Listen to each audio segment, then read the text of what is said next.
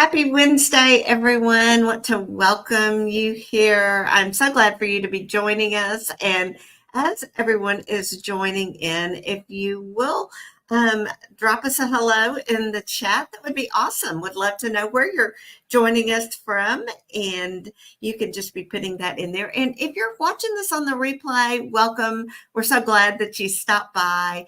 If you have comments or questions along the way and you are catching this on the replay, just use hashtag replay beforehand, and that way we'll know. And I'm just going to real quick check our tech. It looks like we are connected live on Facebook as well as LinkedIn and YouTube right now. So good deal. We're excited about that. And I will just say, if I am new to you and you are new to me, let's have some introductions. My name is Beverly Smith.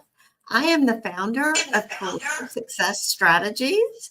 And I think I'm getting a little bit of an echo. So let me see what I can do to nullify that. Gotta love live as well. Always something. Bethany, I had some interesting hiccups last time we tried to do this live. So anyway, back to intros.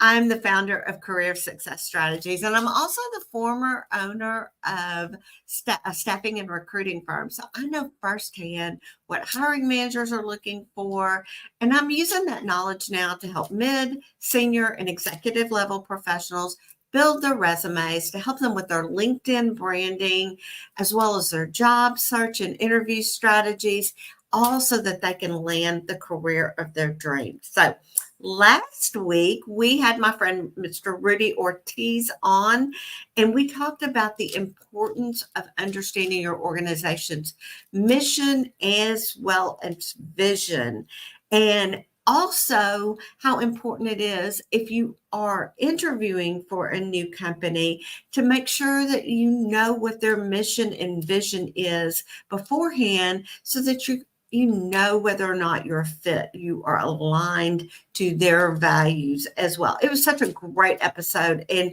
Rudy is full of a wealth of knowledge. So guys, really want to encourage you, if you missed that episode, to go back to my YouTube channel and catch the replay. I've got it right down here at Beverly Smith Resumes. Feel free to grab that link. All of my replays, you'll actually, some may show up on the front screen, but you'll need to go to the live tab to catch everything, and they'll be right there for you. So make sure you go back and check that episode. And so today I want to introduce my guest, Bethany, and I believe, Bethany, this is your third appearance on the show.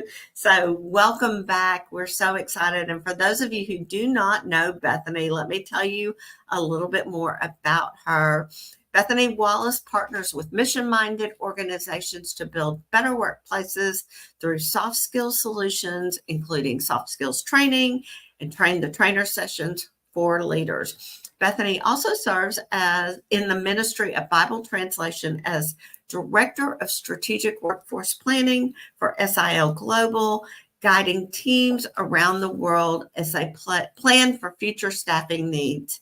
Bethany enjoys presenting at talent acquisition conferences and for organizations, and she loves guesting on podcasts and webinars. She's contributed to job boards and publications, including Higher Ed Jobs, Lenza, College Recruiters, Forbes, and Glassdoor. She has published 4 books and manages her own blog and podcast devoted to gratitude. She served in higher ed for 12 years and also gained experience in content management and nonprofit leadership. Bethany earned her Master's of Arts degree in English at Arkansas Tech University and her Bachelor of Art at Lyons College, also in Arkansas. So Bethany, welcome. I'm so glad to have you back on. And we fought through our tech issues today even, and you're here. Yes, glad to be here and glad that we didn't let technology deter us from meeting. And I'm looking forward to conversation. We have such an important topic, but before we dive in, would it be okay for us to talk a little bit more about your role at SIL as well as how that relates to Wycliffe? Sure. Yeah, Well, so tell us. Wycliffe Bible Translators is the organization that sends missionaries. So I started with Wycliffe before I knew where I would end up, and just knew that I wanted to serve in God's work of Bible translation somehow. And so now I've been sent by Wycliffe to serve for SIL Global as Director of Strategic Workforce Planning.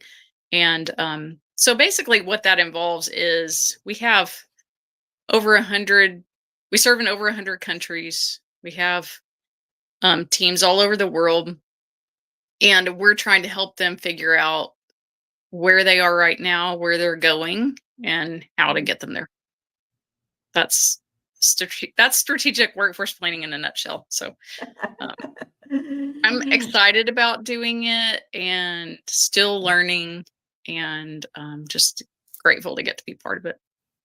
Awesome. I love keeping up with you on your journey through this new part of your career. Just a kind of an extension of what you were already doing. Plus, now you're getting to incorporate your faith. And so many of our audience here are Christians, are believers, and would probably be interested in knowing more. So, one of the things I would like to ask of this audience too is I know Bethany would covet your prayers. So, is there anything specific that we can be praying for you, for your team, as well as how can we support SIL or Wycliffe financially? I would love prayers for just continued discernment while we're really like establishing processes for how to help teams. And also, we're currently serving the Americas area. And so they are actually under fire, literally. There are Mm, wildfires in Peru, which is one of the key places we serve. So I'm sure that they would appreciate prayers right now for um, that the fires will, be put out. Um, and then also those they have some staffing needs. So mhm, just for God to send the right people at the right time mhm. to meet their needs. As far as giving, Amen. people can always give. It's through Wycliffe, so my giving is Mhm. still through Wycliffe. Okay. And that's you can go to wycliffe.org/partner/Bethany Wallace. um, and or you can just search for a missionary, and like you can, even if you have like a specific location in mind, you want to find somebody who serves there. But you can just search for my name and find my giving page Ye that way. And I forgot to grab that link from you. I don't know, Bethany, if you can, I think through our streaming service, you have the ability to message me privately. And if you have that link and want to drop it in, oh, I forget you're not on your computer. So, okay, we will work around that. I want to also say thank you to Stephanie Shine for watching. She says, "Good job, ladies." So good to see you here, Stephanie. Thank you so Aw. much, and we appreciate your comments as well. So we've got such an important topic, and let's dive in. My first question for you is. How does faith shape our approach to conflict management in the workplace? And can you share some ways in which Christian values can positively influence how we handle conflicts, especially like in those really high stress environments? Well, ideally, our faiths should be influencing how we deal with conflict. I'll just say Mhm, that because I don't think that it always does. I think too often there's a separation. And I'm just speaking to like any employer, or I guess it could just be anyone who wants to apply faith to their workplace. So this is not, mhm, I'm not talking about a ministry context. Um, I think that we should always be letting our faith influence everything that we do. So it should just be a given. Like the more that we abide in Christ, it's just going to come out of us, whether we're meaning for it to or not. In fact, if we are really just absorbed or obsessed with God the way we should be, then we can't even control that it's coming out of us. It just is who we, 100%. who we are. But that doesn't always happen. I think sometimes there's this disconnect between we put our faith in a box and we leave that box at home and we go to our corporate workplace, or secular workplace environment, and we just behave in ways that we think are like culturally appropriate for that setting, which isn't a terrible thing to do. But I think that there are real benefits to bringing elements of faith into the workplace, especially related to conflict prevention. Because if you look at even just using the Bible as a guide, there are tons of examples of not just how to resolve conflicts. I mean, there's always the classic thing of, if you have something against someone, go to them directly and address it. If that doesn't work, bring somebody else. If that doesn't work, do this. There's that stuff about resolution that we can look at scripturally, but also there's a lot more focus on communicating with people openly and having ongoing good relationships with other people. All these things that fall what I think is under prevention. And I'm a huge advocate of prevention, not damage control, especially related to conflict. Because if you're maintaining good communication with people and you're being assertive about just addressing things right when they come up, then you're going to prevent that situation from happening where you grow bitter, which, we're commanded scripturally to not go to bed being angry. So not letting bitterness take root, which really prevents a lot of conflict. And I think, it's also good to always take Esther's approach with dealing with conflict. And I think if you're a Christian, her approach is not foreign, but if you are not a Christian, it sounds crazy. Which is, pray over it, fast, do whatever you need to do for a good period of time before you approach something. So it's a lot less reactive and more responsive.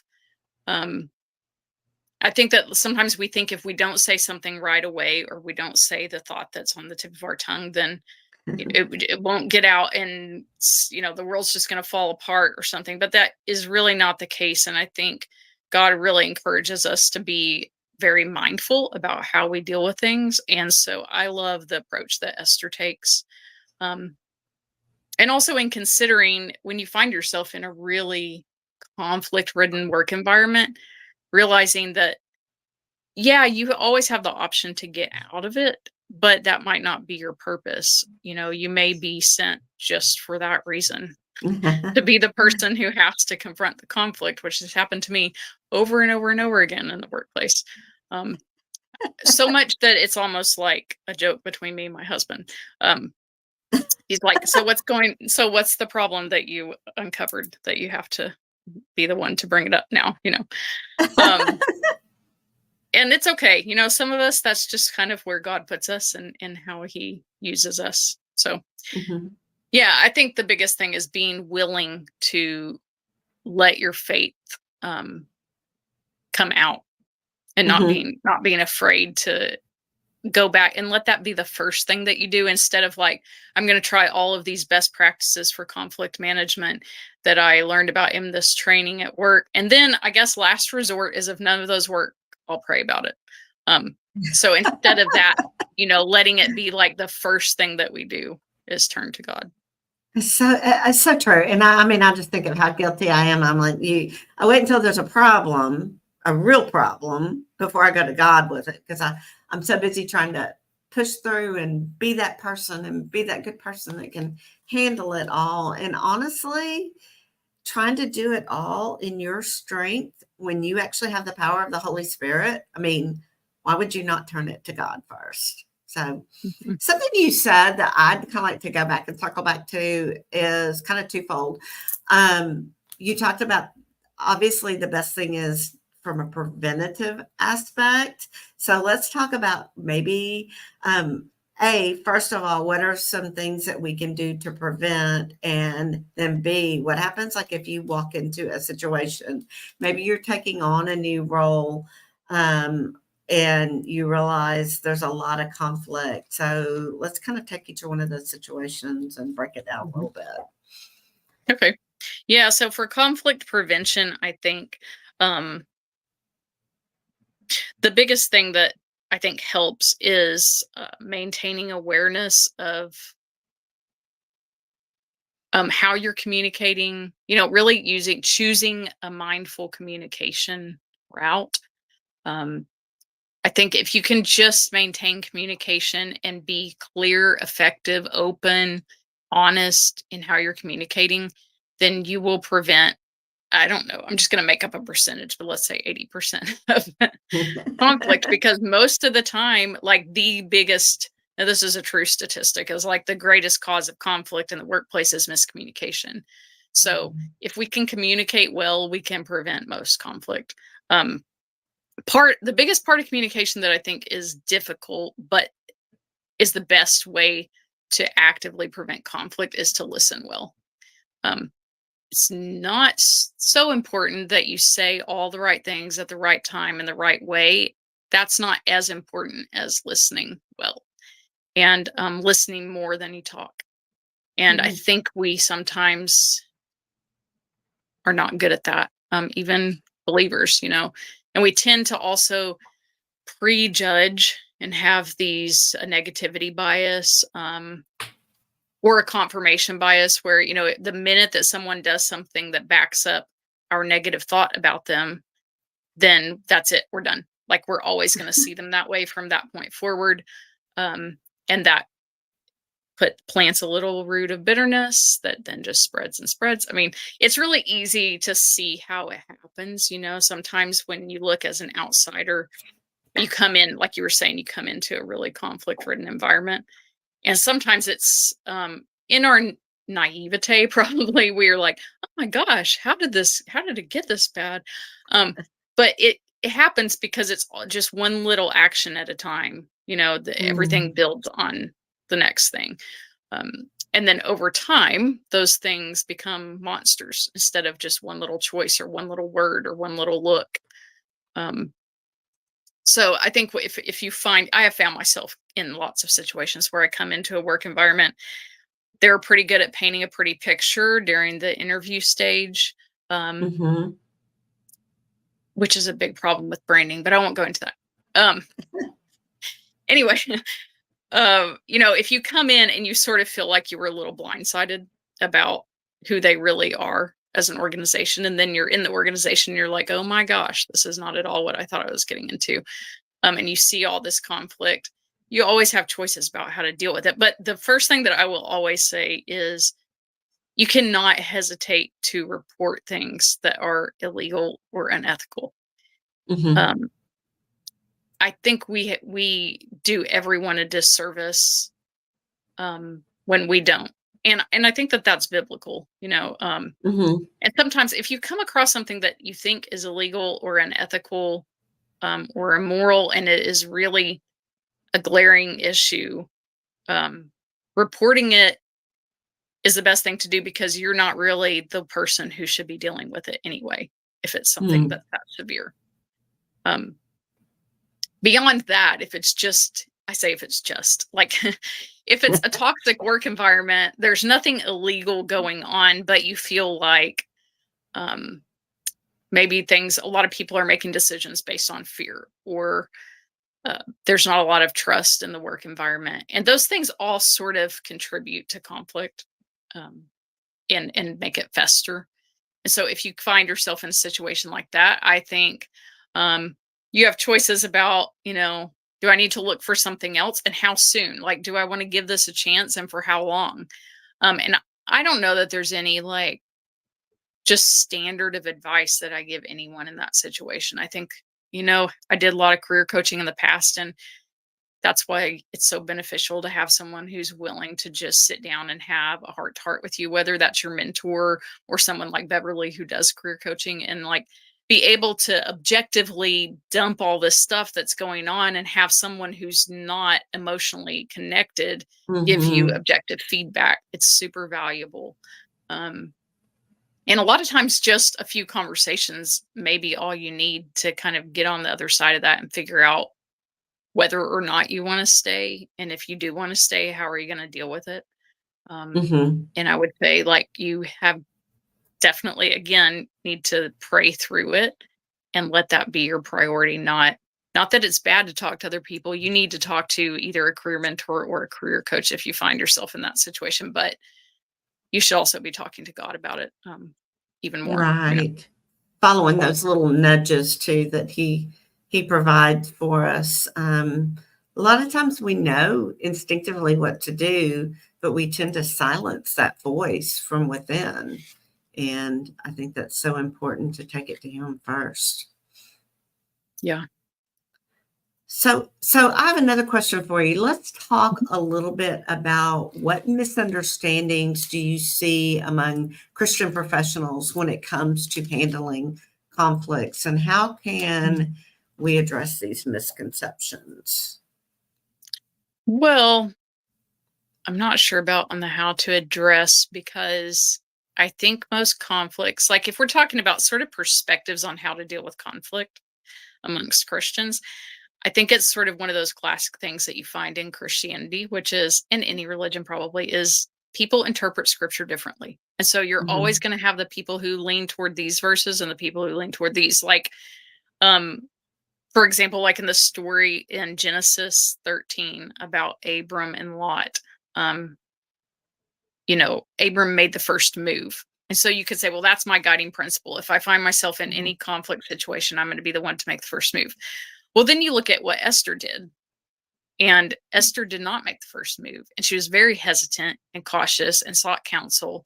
Um, so, you know, I think as a Christian, it's difficult to take the whole of scripture, um, and pull out of it what wisdom you can, and then figure out how to apply it to each situation, because it may mhm, be different application as you go.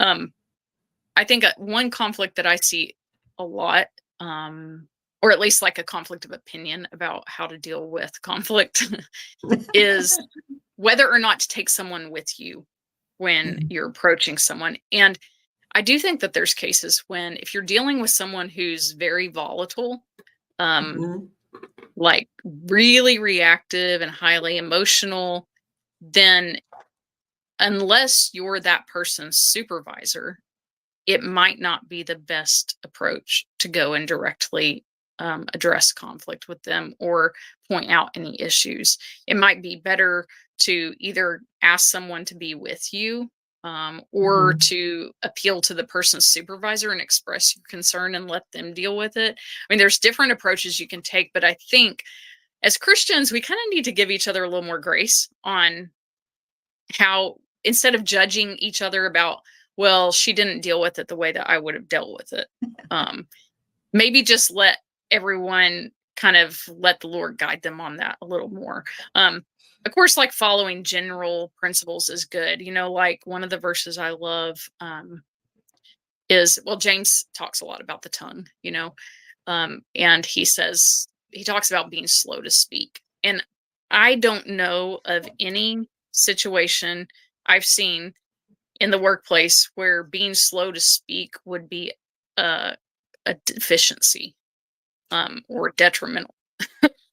I think being slow to speak and being a good listener is going to benefit you all the time, no matter what Mhm. situation you're in. I guess the only exception would be like if you walk in a room and someone is being beaten, then you don't want to be like, what should I do? But in the workplace, I think it's a general good rule of thumb to follow. Mhm. Be slow to speak, and then also, slow to criticize. I think Mhm. removing our egos is one of those things that, well, ego is one of the biggest causes of conflict, in my opinion, because we're all selfishly driven. We're people, even if we're Mhm. Christians. It's a constant surrendering to God, to keep us where we're supposed to be. And it doesn't matter what your role is, if you're the owner of a business or if you're the lowest person on the payroll, um, which sometimes can be the owner.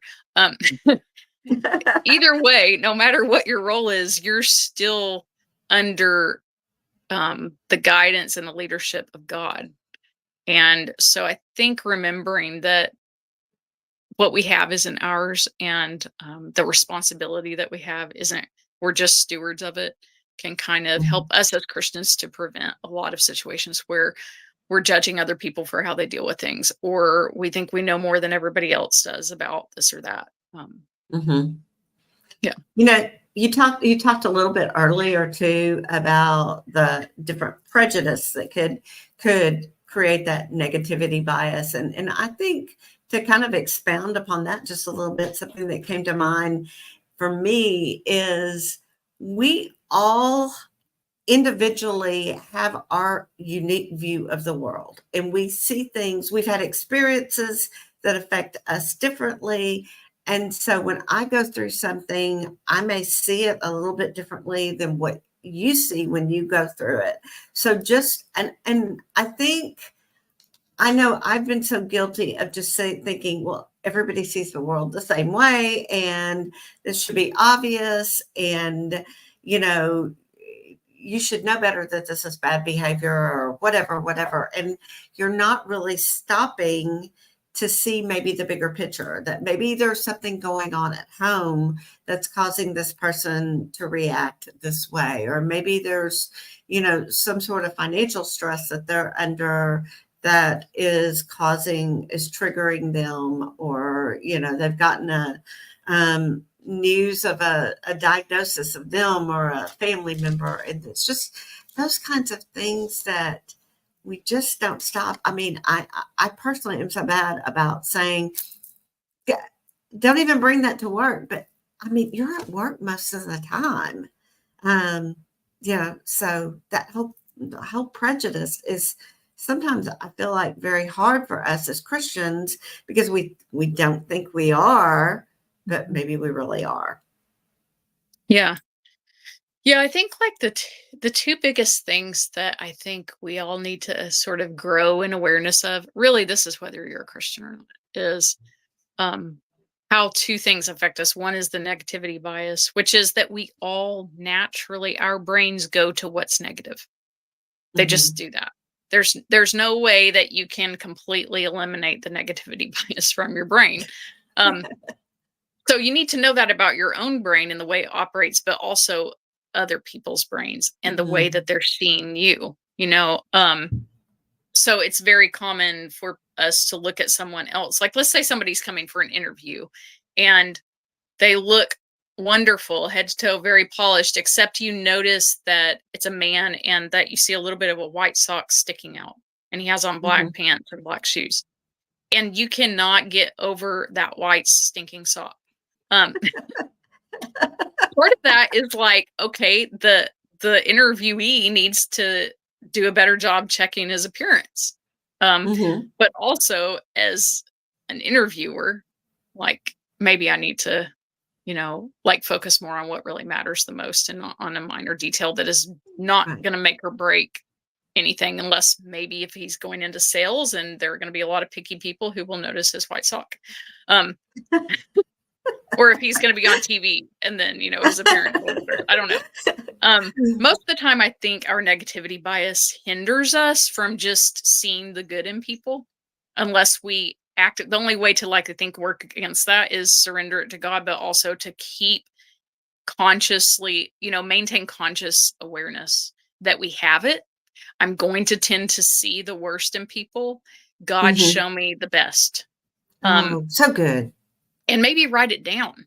Mhm. Sometimes I'll have to, like writing a gratitude list is one thing, but also, maybe like writing down, like, this person is annoying me, but like, can I think of three things about this person that are really valuable, or ways they're contributing positively to my team? Um, Sometimes it's just a matter of, like, if we focus on the problem increases. If we focus on Mm. the solution increases. Um, and then also, like, fundamental attribution error, I think, is a big issue that we all tend to judge other people in the sense of, let's say that someone cuts us off in traffic. So think we don't naturally think, oh, she's driving a little erratically. She must be having a really bad day. Um, our first thought is, what a jerk. So we attribute the behavior that's negative to character that is negative, Mhm. instead of just seeing, okay, yeah, I mean, she's the driving is really erratic, it's dangerous. What could be behind it? Kind of like Mhm. what you were saying of we don't know the stuff at home. Um, Not that it's an excuse for people to just bring all their garbage to work and dump it on everybody else, because it's not.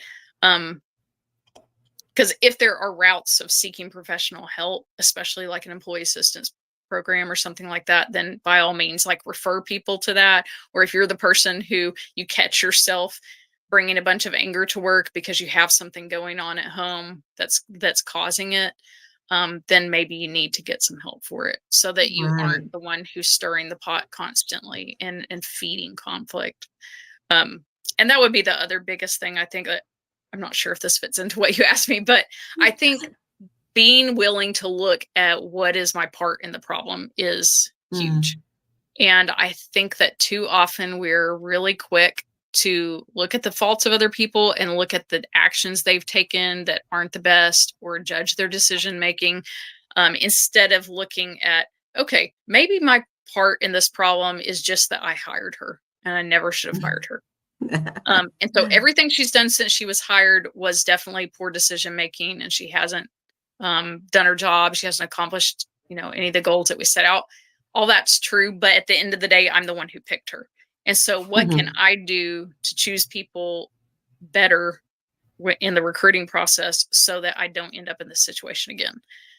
So anytime we can look at our part, I think it's just helping again to take the focus off of what the problem is in terms of other, which that's what stirs conflict, is we're perceiving that you have the problem and you have the problem and that is the problem, and not that I am the problem. That it takes two people to create a problem. At least two. Yeah. So let's talk a little bit about something I think that the audience is going to be very interested in. Let's talk about having those difficult conversations. And specifically, do you have some sort of framework or a recommendation for how to handle when it's time to have a difficult conversation that is going to probably cause conflict? Well, I mean, I think it really does have to be tailored to the situation because it depends Mhm. on who you're approaching to talk to. Um, Also, that it depends on the workplace also, because some workplaces are have an open door policy where anytime you can go and just approach the person who's the CEO and address concerns. Other um, workplaces are a lot more like chain of command. Mhm. And so if you go out of that chain of command, you better have a really good reason. Um, Mhm. Otherwise, doesn't matter what you're going to say, it's not going to be heard because you didn't approach it the right way, or the Mhm. prescribed way. Um, so I think like taking all those things into account, it's almost like if you're creating a piece for marketing or advertising, you're asking yourself like, who's my audience? Um, what's their preferred communication style? Um, Things like that. It's the same sort of thing when you're about to go into a conversation like that you need to take all those things into account. Um, I think it's always good. I mean, like I've been saying, like mindful, slow to speak, listen more. Um, as much as possible, I think not going into situations with a preconceived outcome or expectations of a certain outcome is probably best, because when we do that, I think that we close the door um, to negotiation, and we close the door to God doing whatever God wants to do. Um, like I'm reading a book right now that just came to my mind, which is called "What's Your Problem?" and it was put out by Harvard Business Review several years ago, but it is so good at helping us think about, basically, like maybe you're looking at the wrong problem. Like you Mm. think this is the problem and that these are the causes, and you're going to spin your wheels trying to solve this. But really, maybe the problem isn't that you have a workplace full of people who are biting at each other all the time. Maybe the real problem is you're overworking your people. Um, Or maybe the problem is you haven't communicated very clearly about what their expectations are for work. And so how it's coming out is they're biting at each other and arguing over who's Mhm. supposed to do what. Um, so I think sometimes if we can reframe a problem, get out of the box that we have put it in, um, and look at other possible reasons or causes is really helpful. So that's, I mean, I think going into any conversation, I like to always have notes. I do think it's important if you're going to address anything that could be really touchy or that's ethical, like you're addressing a concern that is like, I don't think we're using our donor funding the right way or something, then Mhm. you need to kind of have some documentation to back that up. That's not a feeling, that has to be a fact if you're going to bring it to the attention of like the Right. board or the CEO. Um, so having your documentation ready and making it easy for the person, for the other person, especially if you're approaching a leader and you're expecting the leader to step in and do something, you need to make it easy for them. Always like give them all the notes, all of it's documented, all of it is organized. Um, Preparing in advance so you're not taking too much of their time. Like all of Mhm. those things are really important, I think, in getting someone to really listen to you and then also to take what you're saying seriously and um and just making them like sort of be on your side and be the cheerleader that you need them to be. If you're Mhm. going to somebody who just one on one and like, it's a colleague, like someone at the same level as you and you need to address some conflict, then I think some of that is different. Although I will say um having some documentation is good. The thing that you wanna avoid, though, I think, is, like, putting people on the defensive, and I think that that's Mhm. sort of, like, the biggest mistake that we make when we go to approach a situation that is, conflict-ridden, is that we bring all of this ammunition, with us, and, like, "I'm gonna remind you of this time you did this, and this time you did this, and last week you did this, and this." And so the minute that the person gets defensive, you come back with all of these things to prove to them that you're right, and most of the time, those conversations don't end in any kind of resolution. All that it does Mhm. is heightens the conflict. Um, so I think approaching things like, people will tell you use I statements and things like that. And I'm not against any of that kind of advice, but I do think the best thing is be open minded, be solutions oriented, and be a Mhm. good listener. And if you can do those things, then it's going to go better than if you come in with guns blazing. Yeah. 100%, for sure, sure. I want to talk a little bit about how to handle conflict when it really directly challenges maybe our values or our ethical beliefs. How do we deal with that? Well, I think if we're talking about in a setting that is considered a secular work environment, so Mhm. corporation, government, whatever. Um, One thing I think that we sometimes don't do as Christians is recognize that, like, take a realistic approach and realize that a corporation is not operating by the same standards that we are operating. We Mm. are running out of our faith and we're relying on the Bible to guide us. Standards corporately are probably nowhere close to that. Um, Mhm. so you have to ask yourself as a believer, like, am I okay with that or am I not? Mhm. If I'm going to operate in this secular environment, um, in the just out in the world in corporate America, then I have to kind of have realistic expectations of what I'm getting and what I'm dealing with. Um, and I think that so that's when you start questioning, like, how important is this? Like, Mhm. you hear people talking in the break room about something that offends you. Well, Mhm. is there a policy that speaks to that? Does the Mhm. handbook say at no time should employees discuss sex or gender? Mhm. If there's not a policy, and HR is the right person to ask about that.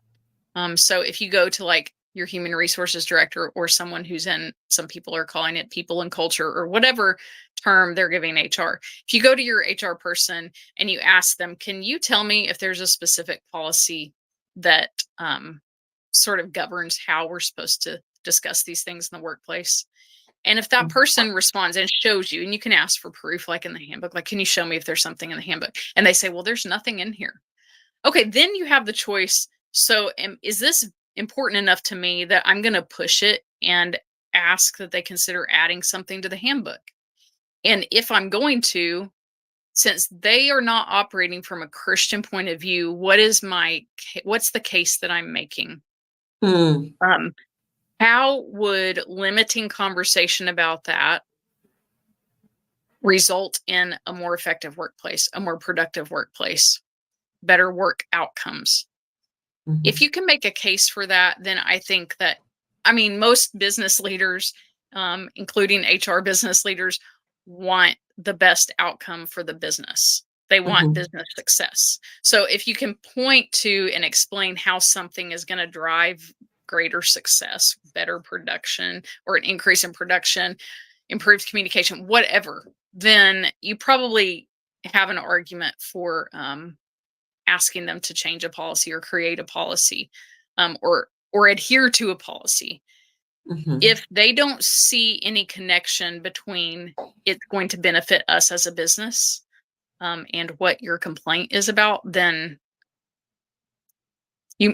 that's the kind of situation where it may be like you might want to reconsider where you work. Um, Mhm. Either you don't agree with the way that they're handling it, or it's like, I know that they don't have to do this, but it's really important to me and is bothering me. So Mhm. I'm just going to have to find a situation that doesn't daily bring this stuff up for me. Right. Right. It reminds me a little bit about our conversation that Rudy and I had last week, and really and truly, you know, if whenever possible, if you are interviewing for a position, you really need to understand the corporate culture. You need to understand the company's mission, their vision, what their values are, and if you feel like that's not aligned, don't be so desperate to take the job, and trust God to provide you the right position. And just don't take it to take it, but know that there is the right place for you, because I firmly believe he doesn't want you in an environment where you're unhappy. Some of us do get called into environments, kind of like you alluded to at the beginning of this conversation, where it's like you seem to go in and it just seems to be conflict, and that may be your gift. You're the peacemaker and you're good at handling those types of things, but not everybody is the peacemaker and can work effectively under those situations. So having having that knowledge beforehand, and again, those are things I know you've done a lot of interview coaching. Those are things that I work with my clients on as well. As like, okay, have you done your research on this company? Are they truly aligned with you and who you are and what you want to do? Is this really a good fit, or is the grass just greener on the other side? Hmm. You know, Yeah. so. And I think, you always I think it's important for us to remember when we find ourselves in a workplace that has a lot of conflict or that is toxic, that we have choices, because it's easy to start feeling like your back's against the wall and like, if I leave here, Mhm. I have no money and it's just over. There are other options, like one option is to report things that need to be reported, to talk to your supervisor about, are there ways that I can, like, let's say that you're having to work with one particular team or one person who's really the thorn in your flesh.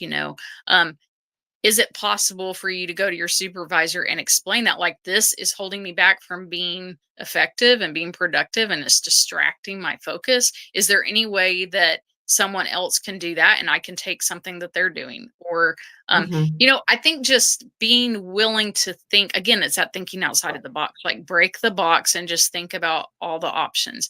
Or is there something, maybe sometimes it's like when we look at our part of the problem, it's maybe I need to actually build my conflict resolution skills and my conflict prevention skills. I think sometimes that's why God kept putting me in situations where I had to report things, because in the past I had not reported things that needed to be reported. So over and over and over, He's given me opportunities to build that muscle of, Mhm. like, where almost it's become like instinct that when something is wrong, I'm the person who brings it up and it doesn't bother me anymore.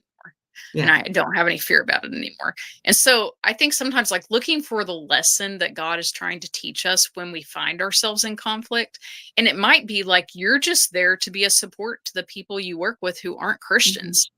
Um, Maybe they need to see how a Christian handles conflict instead of how Mhm. they're handling it. Maybe they need to have somebody who's encouraging or positive in the midst of, like, a toxic mess. Um, or maybe Such a they good need to point. see somebody with some backbone who's willing to walk away, Mhm. and have somebody model, like, what, I'm going to do what is the best thing for me in this situation, and I'm not going to tolerate things that are not um, acceptable. Such a great point, and I 100% agree that there. It almost goes back to looking to what you said earlier about what what can I bring to the situation, and um, how can I be a support in those types of things. So I totally agree. We had some comments. I love Mhm. what Daniel's written here. Daniel Frank says, what an encouragement. As Christians, our faith is our lives. Our faith is our lives lived out in the world, not just something we show people on Sunday. The Word of God can lead us through any situation. And we know, because He is sovereign over all things, the conflicts we encounter are not just moments to put our faith into practice, but also the means. Sorry, I keep losing the comment here, but also the means by which He is molding us into His image of Jesus, our Savior. Thanks for sharing this. So, thank Yeah. you, Daniel. That was Wonderful. really a very wise comment, and I appreciate Yeah. that. And really, his comment just made me think of something that I meant to bring up, but I didn't, which is, Good. um, when he talked about letting scripture, like, guide us or mold us, it made me think, oh yeah, there's that other thing. Um, I think that we need to make sure when we are addressing conflict or facing it, that we don't assume that we are right or that there's one right way. Um, because, I was thinking about Paul and the situation with Mark.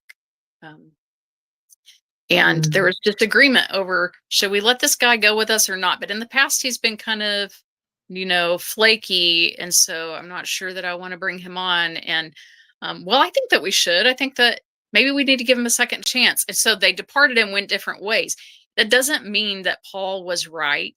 And it doesn't mean that it was the right thing to give him a second chance. It just means that, but both of them had ministries. Like, if you look mhm, on in scripture, they both had ministries. They both continued to be effective. Um, and God used them. They just didn't agree. So I think sometimes we need to remember, it's not that we're right and that you're wrong. It's that um, maybe we just are going to have to agree to disagree. And sometimes you can actually continue to work with someone who you don't really agree with, or find mhm. some components you can agree on, and some things that you don't agree on, and you're okay. You have to just let those components, can't, let it lie. Absolutely. I think that's so important. And I hadn't thought about that example, but it just makes me think about, you know, how wonderful his word is, that Mhm. he had the foresight to put in there an example of conflict within the church, Mhm. and how it was resolved in a way that didn't harm anyone. There's so many other times when he speaks to, this is an absolute, versus, okay, this is not. And we can just move on and do things in a different way. So that's really good. Brittany has also left a couple of comments, and I love it that Brittany, thank you for being here. She's just basically saying hi, but she also let us know that she prayed for us before the start of that. And we received that. That's so wonderful. Just especially given the issues that we had last time we tried to get on and that we nearly had today. So thank you so much. Bethany, this has just been a wonderful conversation. And I feel like there's so much more ground we could cover.